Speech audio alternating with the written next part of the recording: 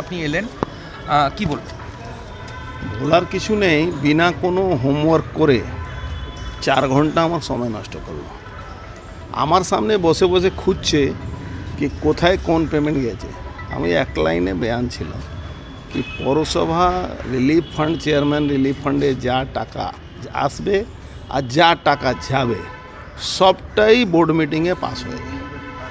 সেখানে কোনো হোমওয়ার্ক নেই, অনলি হ্যারাসমেন্ট করার জন্যে 4 আওয়ার আমার মতন লোকের ডিস্টার্ব করবে। 4 আওয়ার্স। এখন আমাকে কোর্টকে বলতে হবে কি এইভাবে ডিস্টার্ব করার তো রাইট নেই।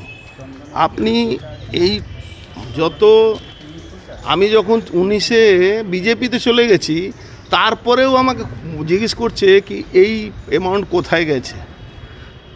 কি মানে কি হচ্ছে এটা টোটালি বোঝা যাচ্ছে কি পশ্চিমবাংলায় মমতা ব্যানার্জি সরকারের পায়ের তলা মাটি নেই, এই জন্যে বিরোধীদেরকে স্টেট এজেন্সিকে দিয়ে হ্যারাসমেন্ট করা আর নাথিং।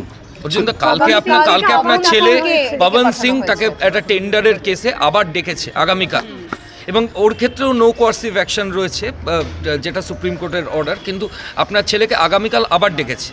হ্যাঁ, এ তো রোজই ডাকছে। মানে মনে হচ্ছে এখানে একটা বাড়ি ভাড়া নিয়ে আমাকে এখানে থাকতে হবে। ভাই তুমি অত কষ্ট করছো না, ডাকো আমি আসছি। কিন্তু একটা লোকের তো, আমরা তো পলিটিক্যাল লোক, আমাদের তো নানা রকম কাজ আছে। অথেন্টিক কোনো কথা হলে ঠিক আছে জিজ্ঞেস করুন, অথেন্টিসিটি কিছু নেই। আপনি ভাবুন 9 সালের ব্যাংক স্টেটমেন্ট নিয়ে এক একটা খুঁটিয়ে জিজ্ঞেস 2000 কাকে দিয়েছেন, 5000 কাকে দিয়েছেন, 4000 কাকে দিয়েছেন। What means? Only harassment, instruction by Mamata Banerjee. কী মানে হচ্ছে?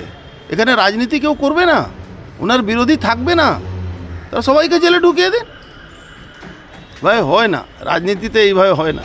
রাজনীতিতে সূর্য উদয় থেকে অস্ত আছে।